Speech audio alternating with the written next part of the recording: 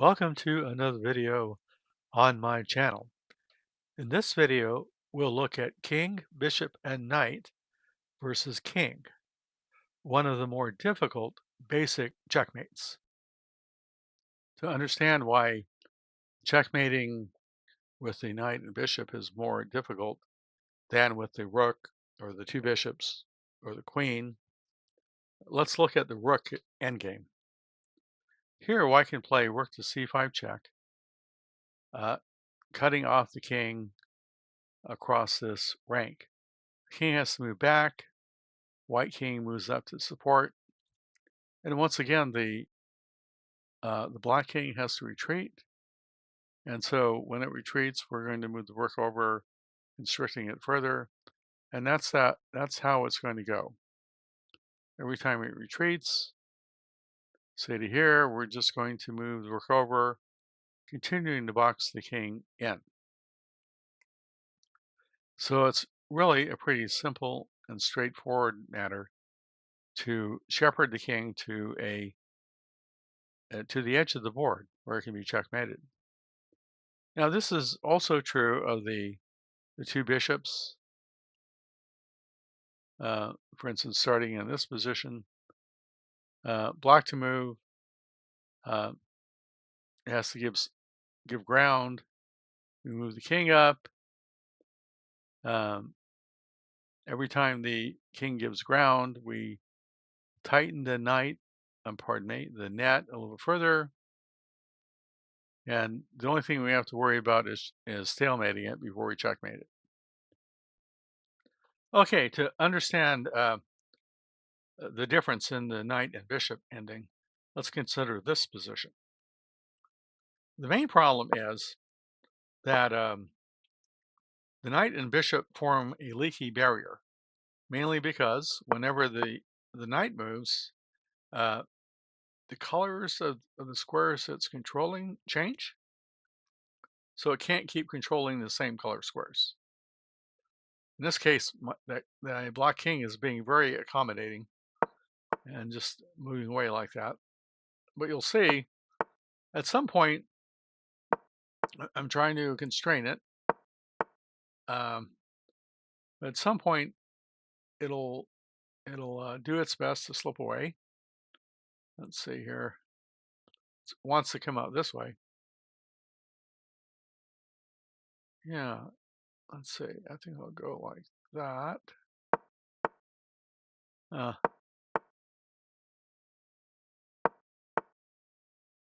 okay, see, it is going to kind of escape out here. Yeah, I'm not sure if I'm helping myself. Yeah.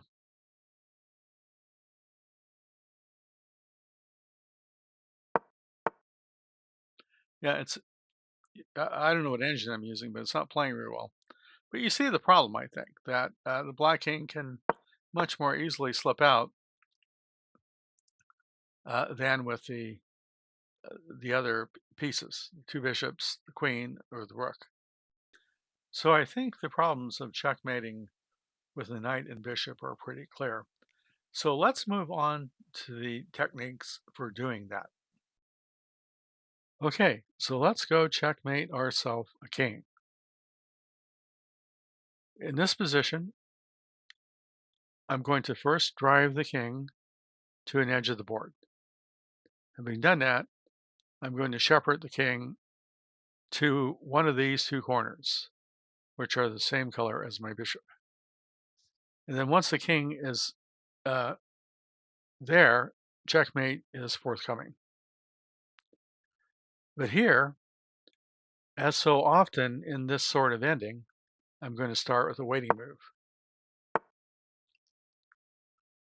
Then I'm just going to start crowding.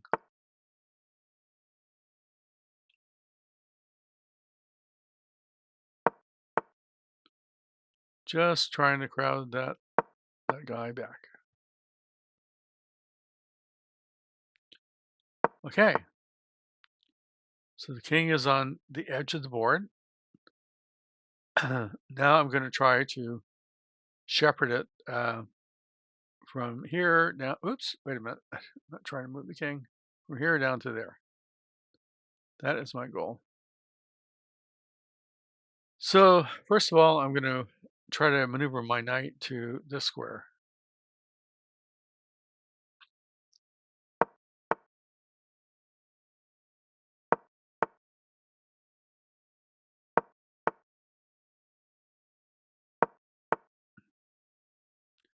Okay, now from here, this knight almost always, I mean, if you're playing correctly, probably always will travel from here to there, to there, to here, and to there. Uh, this this is the correct procedure, and you'll see how that works. Right now, we're going to crowd the king a little bit.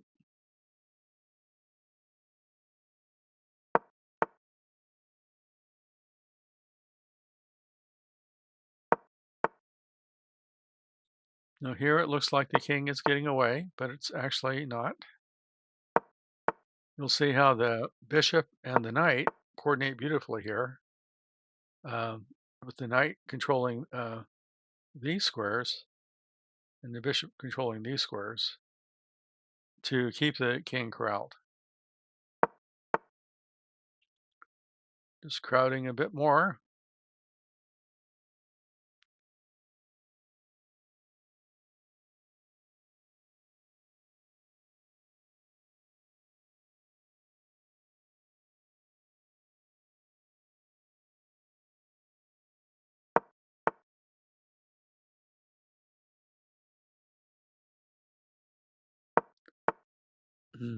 Trying to escape there.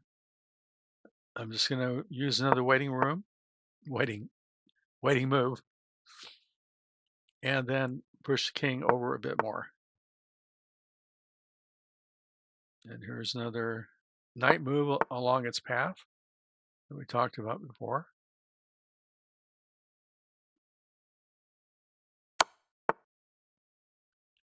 And here we are. So I'm just crowding the king, doing check. And now we have checkmate, I think, in 3. That's 1, oh, 4. Waiting move, check, and mate. So the things that I hope you'll remember about this procedure is that you need to get the king into one of these corners if you have a light squared bishop, or into the opposite corners if you have a dark squared bishop. Also remember that you first are going to crowd the king to the edge of the board. Any edge will do. And once the king is there, you you're going to try to then corral it to the corner that's the same color as your bishop. Meanwhile, the knight will always make this odyssey that we've seen.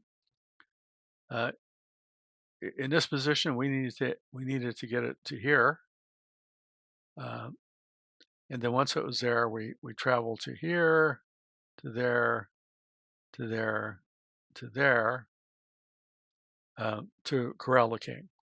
Once the king is completely corralled, then we should checkmate by waiting until, just backing up a bit here, by waiting until the king is here. Wait a minute, is here, then checking with the knight and giving mate with the bishop. If you made it all the way to the end of this video, you are a real champ, and I do want to thank you. I do hope this video has improved your understanding of this particular endgame, and that you'll be successful if you encounter it in the future. Thanks again for watching, and have a great day.